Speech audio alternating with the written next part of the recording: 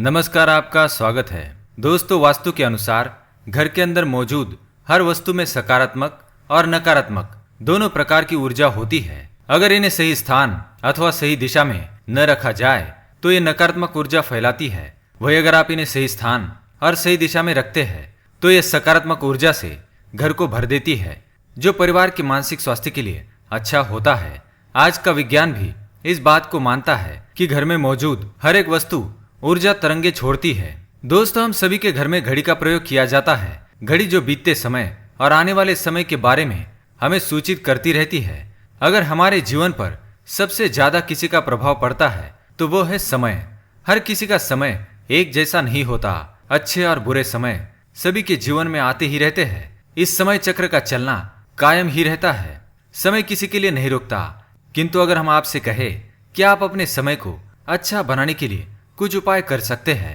जी हाँ, आज हम घरों में लगी घड़ी जिसको हम रोज निहारते हैं, पर कभी ये नहीं सोचा कि ये घड़ी हमारा समय बदलने में और अच्छा समय लाने में मदद कर सकती है। दोस्तों, हम कई बार जीवन की छोटी छोटी चीजों को नजरअंदाज कर देते हैं, पर वही चीजें हमारे भाग्य पर अच्छा और बुरा प्रभाव डालती है।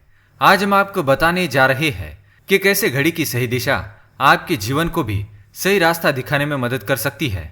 इसके अलावा कैलेंडर को किस जगह लगाना चाहिए और किस जगह पर नहीं, ये भी आज हम आपको बताएंगे। अगर आपने चैनल को अभी तक सब्सक्राइब नहीं किया है तो इसे सब्सक्राइब कर लीजिए, ताकि आप ऐसी आध्यात्मिक और महत्वपूर्ण जानकारी वाले वीडियो देख सके। सबसे पहली बात, घड़ी के प्रकार।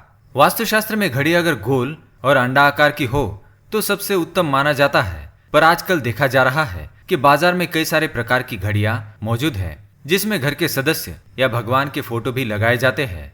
लेकिन दोस्तों, घड़ी के साथ तस्वीरें लगाना बिल्कुल भी सही नहीं है। इससे आपके घर के सदस्य के जीवन पर समय का प्रभाव देखने को मिल सकता है।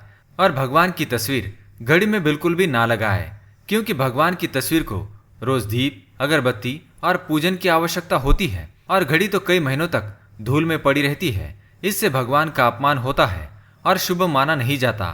हो सके तो घड़ी का आकार गोल और अंडाकार ही पसंद करें। घड़ी का गोल अथवा अंडाकार हमारी पृथ्वी के आकार को दर्शाता है। चौकोर घड़ी में नुकीले कोण होते हैं, और वास्तु के अनुसार नुकीली चीजें नकारात्मक ऊर्जा का संचार करती है। दूसरी बात, घड़ी को स्वच्छ और नया रखें। दोस्तों, जैसे कि हम सभी चाहते हैं कि हमारे जीवन में सब अच्छा और बेहतर होता रहे, तो उसके लिए हम खुद को संवारे रखते हैं, नए कपड़े और नए आभूषण पहनते हैं। उसी प्रकार अपने घर की घड़ी को स्वच्छ ही रखना चाहिए। समय समय पर घड़ी पर चढ़ी धूल और जालों को साफ करते रहिए। इससे आपका भाग्य भी धुंधला नहीं पड़ेगा। और कई घरों में आदत होती है कि पुरानी घड़ी को बनवाकर चलाते रहते हैं। एक जगह नई घड़ी आई तो पुरानी किसी और जगह लगा देते हैं। कृपया ऐसा ना करें। घर में पुरानी, टूटी हुई, धूल चढ़ी हुई और बंद घड़ी तो बिल्कुल भी ना रखें। इससे घर में नकारात्मकता और दरिद्रता का वास होने लगता है। बंद पड़ी घड़ी को घर में रखने से व्यक्ति के जीवन में नए अवसर नहीं आते और वह अपने कार्य में सफलता प्राप्त नहीं कर पाता। तीसरी बात, घड़ी की सही दिशा।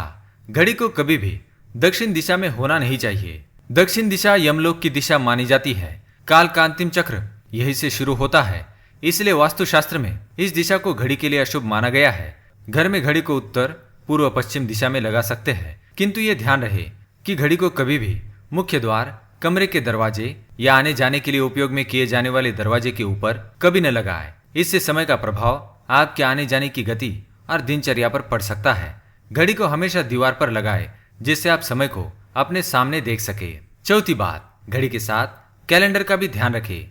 घड़ी समय का प्रतीक है, तो कैलेंडर उससे जुड़े समय की तारीखों का लेखा जोखा बताता है। कैलेंडर को पूर्वी और उत्तरी दिशा में कभी नहीं लगाना चाहिए। इससे वास्तु दोष उत्पन्न होता है। और कृपया अपने घरों में नए कैलेंडर के साथ पुराना कैलेंडर कभी न लगाए। कैलेंडर और घड़ी दोनों ही आने वाले समय के सूचक है, जो हमें आगे बढ़ने की प्रेरणा देते हैं। उन्हें समय के अनुसार ही लगाना चाहिए। घड़ी को कभी पीछे समय के साथ ना रखें। आप 5-10 मिनट आगे जरूर रख सकते हैं। इससे आपको कभी भी उस समय का काल चक्र और दुष्ट परिणाम प्राप्त नहीं होगा। ये एक छोटा सा उपाय बताना चाहेंगे।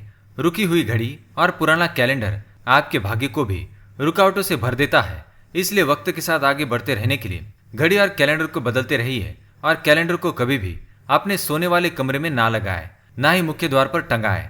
ये शुभ माना नहीं जाता। पुरानी घड़ी को किसी को दान में देना शुभ माना जाता है। इससे आपके जीवन से बुरा समय निकल जाता है। इसलिए अगर आपके घर में कोई पुरानी घड़ी हो तो उसे किसी जरूरतमंद को दान में अवश्य दे। तो दोस्तों, ये थे घड़ी से जुड़ी कुछ महत्वपूर्ण वास्तु टिप्स। अगर यह जानकारी आपको पसंद आई तो हमें कमेंट करके अवश्य बताएं और वीडियो को लाइक करना ना भूलें। धन्यवाद।